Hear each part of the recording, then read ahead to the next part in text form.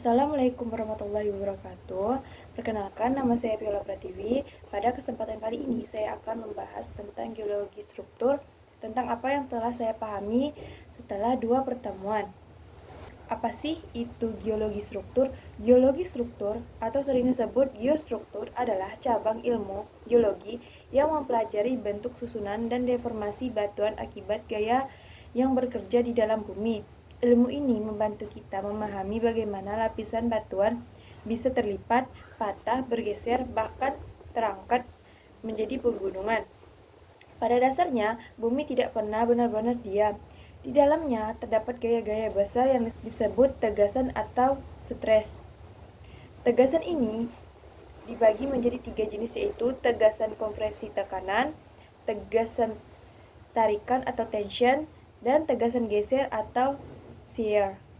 Akibat dari tegasan tersebut, batuan mengalami perubahan bentuk yang disebut renggangan atau strain. Nah, hasil dari renggangan inilah yang kita pelajari dalam geologi struktur.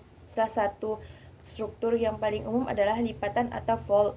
Lipatan terbentuk akibat gaya kompresi yang membentuk lapisan batuan melengkung. Dalam lipatan ada beberapa istilah penting. Anticline, yaitu lipatan yang melengkung ke atas. Syncline, yaitu lipatan yang melengkung ke bawah. Sumbu lipatan, yaitu garis imajiner yang membagi lipatan menjadi 2 bagian simetris. Selain lipatan, ada juga patahan atau fault. Patahan terjadi ketika batuan mengalami tegasan melebihi kekuatan sehingga retak dan bergeser. Berdasarkan arah pergeseran, patah dibagi menjadi sesar normal, yaitu terjadi karena gaya tarikan. Sesar naik, reference fault, terjadi akibat gaya kompresi. Dan sesar geser, strike and dip fault, terjadi karena gaya geser. Dalam mempelajari struktur batuan, kita juga mengenal istilah strike and dip. Strike adalah garis perpotongan antara bidang lapisan batuan dengan bidang horizontal. Dip adalah sudut kemiringan lapisan batuan terhadap bidang horizontal. Selain itu, ada istilah kekar atau join, yaitu rekahan pada batuan yang tidak mengalami pergeseran. Kekar sering menjadi jalur masuknya air atau mineral. Geologi struktur juga berkaitan erat dengan proses tektonik lempeng. Pergerakan lempeng bumi menyebabkan terbentuknya pegunungan, palung laut, dan zona subduksi. Misalnya, pertemuan lempeng dapat membentuk zona patahan aktif yang berpotensi gempa. Dalam dunia pertambangan dan perminyakan, geologi struktur sangat penting. Struktur seperti anticline sering menjadi penangkap minyak dan gas. Patahan juga dapat mempengaruhi kestabilan lereng tambang maupun jalur migrasi fluida. Secara keseluruhan, geologi struktur membantu kita memahami bagaimana batuan berubah dari waktu ke waktu. Akibat gaya bumi, dengan memahami istilah-istilah seperti tegasan, renggang, lipatan, patahan, strike and dip, kita bisa membaca sejarah deformasi yang terjadi di dalam bumi. Jadi, geologi struktur bukan hanya tentang batuan yang retak atau terlipat, tetapi tentang memahami dinamika bumi dan proses besar yang membentuk permukaan seperti yang kita lihat sekarang. Pada pertemuan kedua, kita membahas tentang definisi sesar dalam struktur geologi dan lipatan. Sesar adalah bidang rekahan atau zona lemah pada kerak bumi yang memisahkan blok batuan dan menunjang adanya pergeseran di plasmen relatif antara satu blok dengan blok lainnya. Pergerakan ini terjadi akibat gaya tektonik, kompresi, tensi, dan geser yang melebihi batas elastisitas batuan dengan skala pergeseran dari milimeter hingga puluhan kilometer. Sesar seperti ini bentuknya.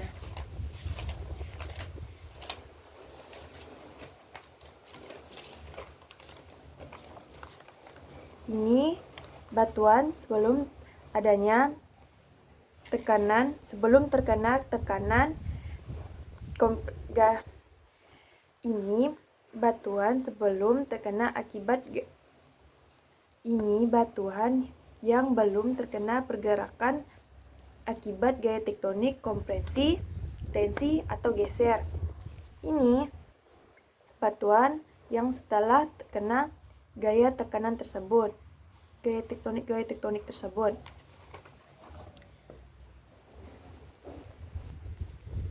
Apa sih perbedaan sesar dan lipatan?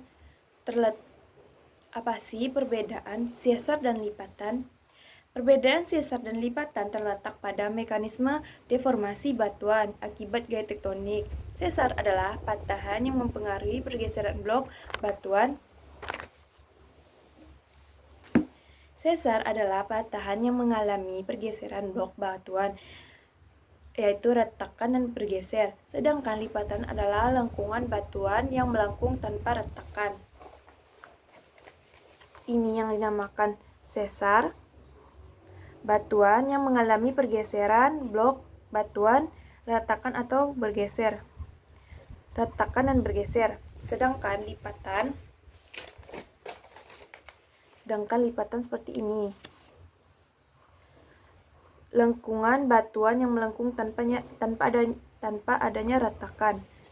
Jika sesar terjadi karena tekanan tarikan ekstrim, atau tarikan ekstrim pada batuan rapuh, maka lipatan terjadi karena gaya konferensi pada batuan bersifat plastis atau elastis dalam waktu lama. Sesar memiliki struktur fisik hanging wall dan footwall.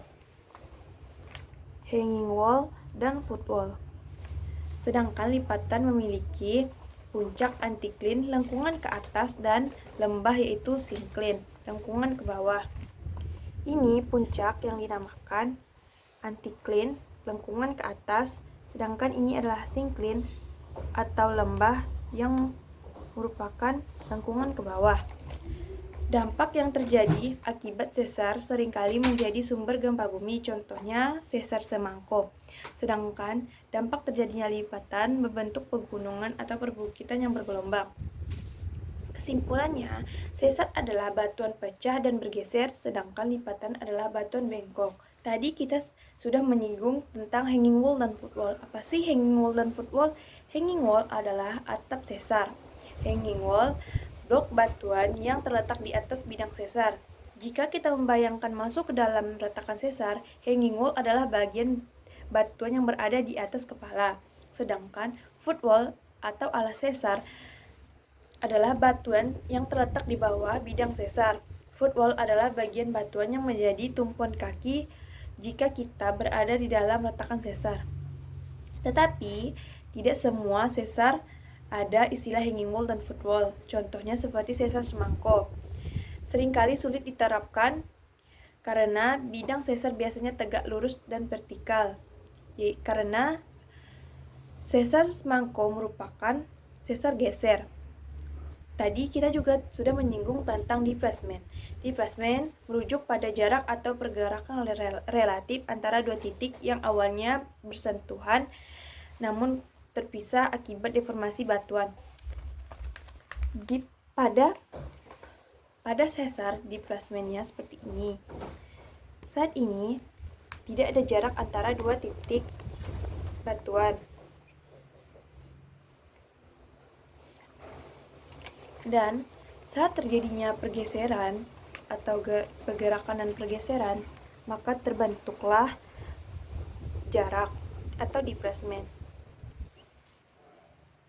Ini jarak antara sesar. Saat awalnya seperti ini, akhirnya menjadi seperti ini. Pada sesar, displacement adalah bukti nyata bahwa batuan telah melampaui batas elastisitas hingga pecah dan bergeser. Sedangkan pada lipatan seringkali terjadi secara internal melalui mekanisme flexural slip, yaitu seperti ini contohnya. Saat seperti ini, batuannya tidak memiliki jarak atau sama rata. Saat melengkung seperti ini atau terjadinya lipatan, titik yang awalnya rata menjadi ada jarak. Jarak inilah yang disebut dengan displacement. Tadi kita juga sudah menyinggung tentang shrink and dip. Streak atau jurusan adalah arah garis horizontal yang dibentuk oleh perpotongan antara lapisan batuan miring dengan bidang horizontal. Streak selalu dinyatakan dalam arah kompas.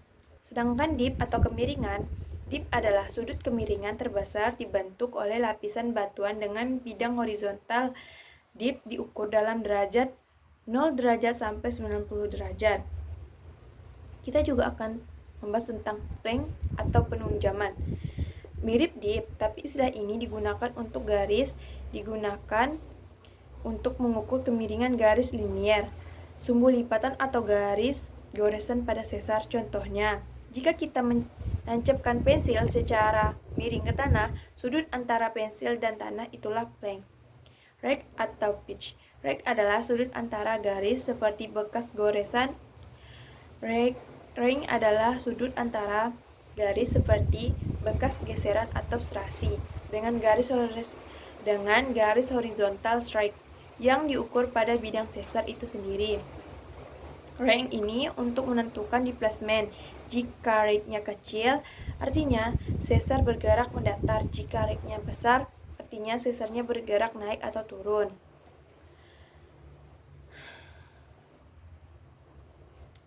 Relevansi sesar dengan dunia pertambangan, yaitu yang pertama kestabilan lereng tambang terbuka. Sesar adalah bidang lemah. Jika sesar searah atau memotong lereng tambang, potensi longsor besar atau meningkat. Sesar adalah bidang lemah. Jika sesar searah atau memotong lereng tambang, potensi longsor besar meningkat drastis. Pemetaan sesar penting untuk menentukan sudut kemiringan lereng yang aman. Sekian pemahaman saya tentang geofisika dan geolistrik. Jika ada kesalahan, saya mohon maaf. Assalamualaikum warahmatullahi wabarakatuh. Terima kasih.